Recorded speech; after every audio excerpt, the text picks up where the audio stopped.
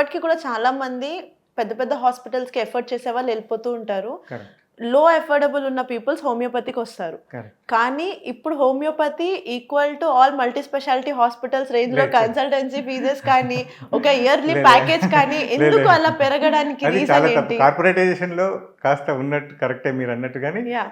Like ఏ system like ఒక disease గురించి మనం డిస్క్ ప్రొలాప్స్ తీసుకోండి, లేదంటే అలర్జిక్ సైనసైటిస్, రైనైటిసే తీసుకోండి.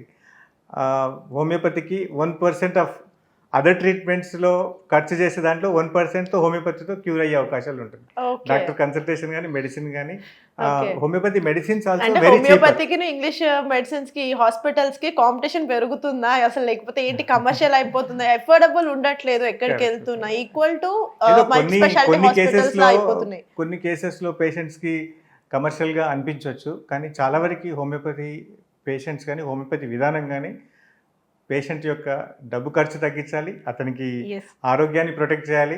అండ్ హోమియోపతిలో గొప్ప గుణం ఏంటంటే holistic medicine. Patient as a హోల్గా ట్రీట్ చేస్తారు. And okay. పేషెంట్ యొక్క ఇన్నర్ ఇమ్యూనిటీని పెంచి డిసీజ్ని తగ్గించేటట్టు చేస్తాం కాబట్టి like cure from inside, not from outside. Like Yes, ఏదో yes. బయట నుంచి ఒక యాంటీబయాటిక్ వేసాం, లేదంటే ఒక పెయిన్ కిల్లర్ వేసాం, బయట నుంచి తగ్గించడం కాదు. Like making the patient himself to fight against the disease. అది హోమియోపతి యొక్క వైటల్ ప్రిన్సిపల్.